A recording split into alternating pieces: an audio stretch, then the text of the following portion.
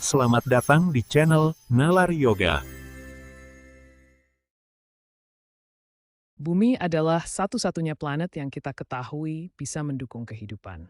Mari kita jelajahi faktor-faktor unik yang membuatnya layak huni. Faktor pertama adalah jarak bumi dari matahari. Bumi berada pada jarak ideal sekitar 114,6 juta kilometer, yang memungkinkan suhu permukaan rata-rata 15 derajat Celcius. Ini menciptakan zona layak huni di mana air bisa tetap cair, tidak seperti planet terlalu panas atau terlalu dingin. Faktor kedua adalah atmosfer bumi. Lapisan atmosfer yang terdiri dari 28% nitrogen, 2% oksigen, dan gas rumah kaca melindungi permukaan dari radiasi ultraviolet berbahaya melalui lapisan ozon. Atmosfer juga menciptakan efek rumah kaca moderat yang menjebak panas matahari, menjaga suhu stabil untuk kehidupan. Faktor ketiga adalah keberadaan air cair dalam jumlah besar. 70% permukaan bumi tertutup air yang memfasilitasi reaksi kimia, transportasi nutrisi, dan menjadi medium bagi kehidupan. Siklus air yang berkelanjutan melalui evaporasi, kondensasi, dan presipitasi menjaga keseimbangan hidrologis planet. Faktor keempat adalah medan magnetik bumi. Medan ini yang dihasilkan oleh inti besi cair yang berputar melindungi atmosfer dari angin matahari dan radiasi kosmik. Tanpa medan magnetik, atmosfer akan terkikis seperti yang terjadi di Mars, membuat planet tidak layak huni. Faktor kelima adalah tektonik lempeng. Gerakan lempeng tektonik memungkinkan siklus karbon, vulkanisme, dan pembentukan benua. Proses ini mendaur ulang nutrisi, mengatur iklim jangka panjang, dan telah berlangsung selama 4,54 miliar tahun, mendukung evolusi kehidupan. Secara keseluruhan, bumi layak huni karena kombinasi unik dari 5 faktor ini. Planet kita adalah sistem kompleks dan seimbang yang telah mendukung kehidupan selama miliaran tahun, dari mikroorganisme hingga manusia. Konsep zona layak huni merujuk pada wilayah di sekitar bintang, di mana planet bisa memiliki suhu yang memungkinkan air tetap cair di permukaannya. Zona ini adalah kunci untuk keberadaan kehidupan. Bumi tepat di zona ini, pada jarak 6 juta kilometer dari matahari, memungkinkan suhu permukaan rata-rata 15 derajat Celcius. Mari kita lihat planet-planet lain. Venus detiklig de matlahen heninga matahits, mekap berneg nastriplo paibi chav strad smith. Di sisi lain, Mars terlalu jauh dari matahari, sehingga atmosfernya tipis dan suhunya terlalu dingin untuk air cair. Zona layak huni adalah pita di sekitar bintang di mana suhu memungkinkan gas cair. Bumi ada di posisi yang sempurna di zona ini. Diagram ini menunjukkan zona layak huni sebagai pita di sekitar matahari. Planet di zona ini seperti bumi memiliki kondisi yang tepat untuk kehidupan. Lihat perbedaan planet ini. Venus dengan atmosfer tebalnya terlalu panas, bumi dengan air dan udara seimbang, dan Mars yang dingin dan kering. Konsep Sofoktax Modiax Mendaskim Rebaris Planet Terile. Terlalu tiap ras, selalu jauh, dingin, tepat sekalian mungkin. Di sistem beresu, Zurat Aliox and Rujigura. Planet berkurang satu kali biwar, its union distas manengit. Sistem berarti trapis satu, memiliki like hunian lebih kecil. Yuvustinik, kveridors positembra mermasan. Secara kesimpulan, zona layak huni adalah konsep kunci yang menjelaskan mengapa bumi bisa dihuni. Posisi bumi yang tepat memungkinkan kehidupan berkembang, sementara planet lain seperti Venus dan Mars tidak memiliki kondisi yang sama.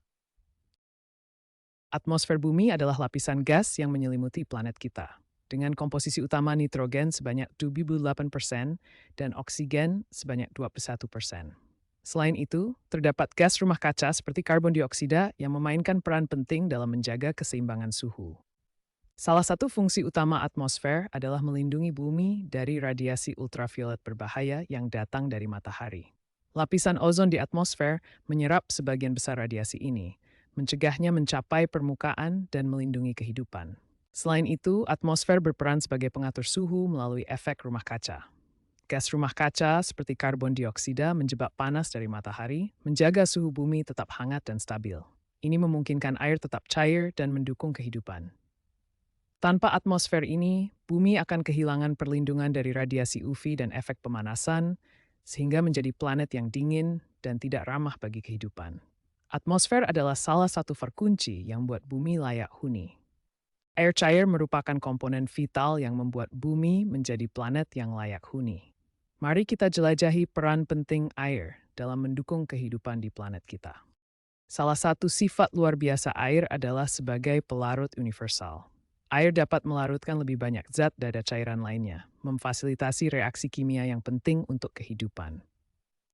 Air juga berfungsi sebagai media transportasi yang sangat efektif dalam organisme hidup. Ia mengangkut nutrisi dari lingkungan ke sel-sel dan membuang limbah dari dalam tubuh. Ketersediaan air cair dalam jumlah besar merupakan salah satu alasan utama mengapa bumi unik di antara planet-planet dalam tata surya. Planet lain seperti Mars dan Venus tidak memiliki kondisi yang tepat untuk mempertahankan air cair. Bumi memiliki medan magnet yang kuat yang dihasilkan oleh inti besinya yang cair. Medan ini berfungsi sebagai perisai tak terlihat yang melindungi atmosfer kita. Inti besi cair di pusat bumi berputar dan menciptakan arus listrik melalui efek dinamo. Ini menghasilkan medan magnet yang kuat membentuk magnetosfer yang melindungi planet kita.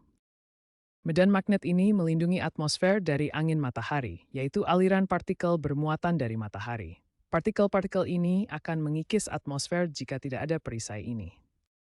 Tanpa perlindungan ini, atmosfer bumi akan terkikis seperti yang terjadi di Mars, dan planet ini akan menjadi tidak layak huni.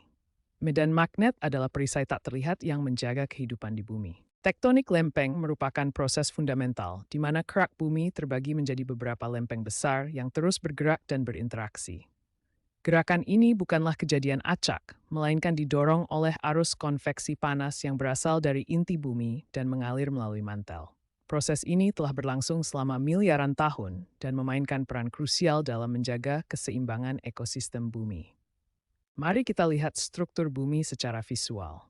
Di pusat terdapat inti yang panas, dikelilingi mantel yang mengalir seperti cairan kental, dan di permukaan adalah kerak yang tipis namun padat. Arus konveksi di mantel ini menciptakan gaya yang mendorong lempeng-lempeng kerak bergerak. Ketika lempeng bertemu, mereka bisa saling menjauh, mendekat, atau bergeser, menciptakan berbagai fitur geologis. Salah satu proses penting adalah subduksi, di mana satu lempeng turun di bawah lempeng lainnya ke dalam mantel. Ini terjadi di zona konvergen dan menghasilkan gempa bumi serta gunung berapi. Proses ini juga mendaur ulang bahan kerak lama kembali ke mantel, menyediakan nutrisi mineral yang akhirnya kembali ke permukaan melalui vulkanisme. Di sisi lain, di zona divergen, lempeng-lempeng menjauh satu sama lain, menciptakan celah di mana magma naik dan membentuk kerak baru. Ini adalah bagian dari siklus daur ulang yang terus-menerus. Arus konveksi ini juga membantu mendistribusikan panas dari dalam bumi ke permukaan, berkontribusi pada regulasi suhu global. Vulkanisme yang dihasilkan dari tektonik lempeng melepaskan gas-gas seperti karbon dioksida ke atmosfer yang kemudian diserap oleh tumbuhan dalam fotosintesis.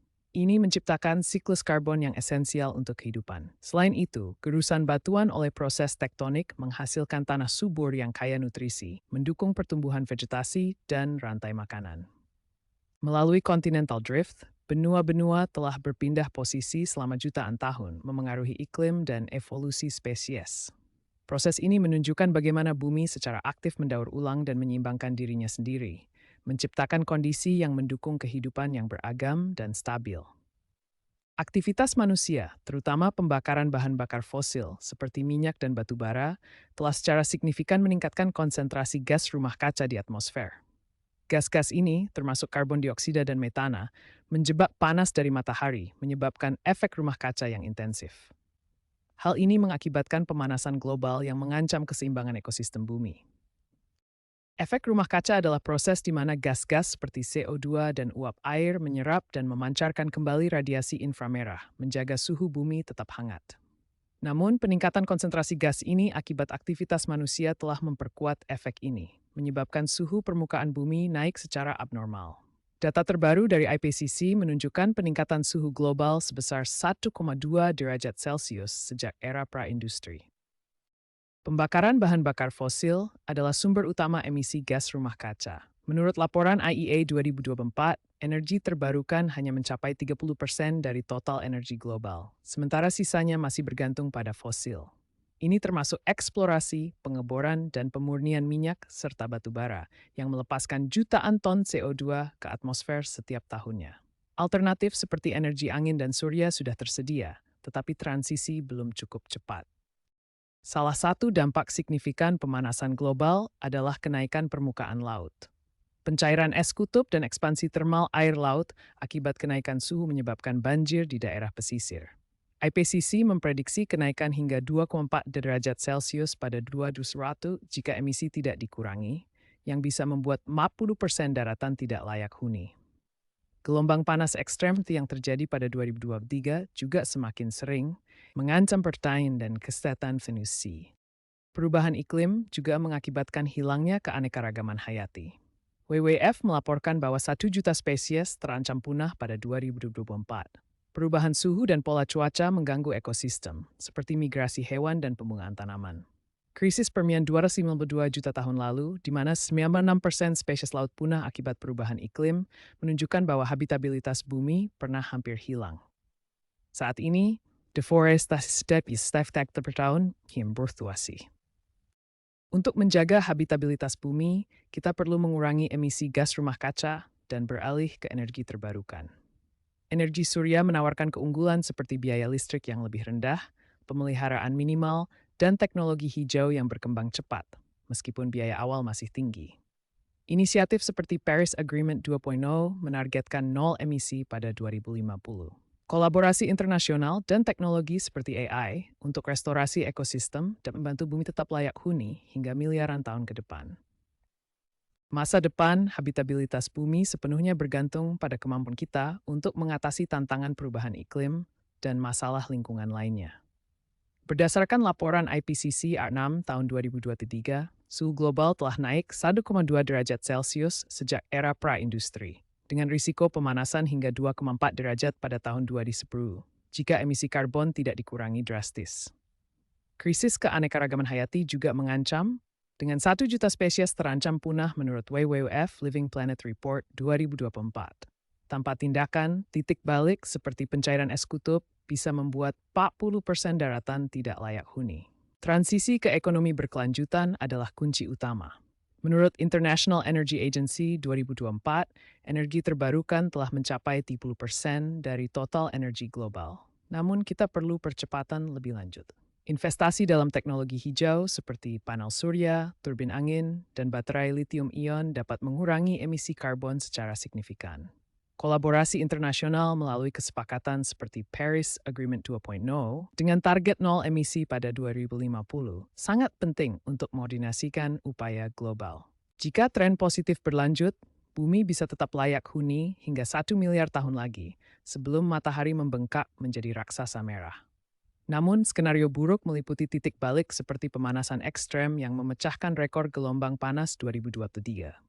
Teknologi seperti CRISPR dan AI dapat digunakan untuk restorasi ekosistem, termasuk reboisasi hutan yang hilang sebesar 18 juta hektar per tahun menurut FAO 2024. Eksplorasi luar angkasa melalui misi Artemis juga penting sebagai langkah menuju kolonisasi Mars. Bumi adalah planet yang unik dan berharga di antara miliaran planet di alam semesta. Kita memiliki tanggung jawab moral dan ilmiah untuk melindunginya. Seperti kata Jill Tarter dari SETI Institute, bumi adalah satu-satunya planet yang kita tahu pasti layak huni, dan kita harus melindunginya sambil mencari yang lain. Dengan tindakan kolektif, kita dapat memastikan bahwa generasi mendatang mewarisi planet yang sehat dan berkelanjutan. Terima kasih sudah belajar bersama Nalar Yoga. Jangan lupa tekan tombol like dan subscribe, supaya kita bisa terus menjelajah logika dan ilmu bersama.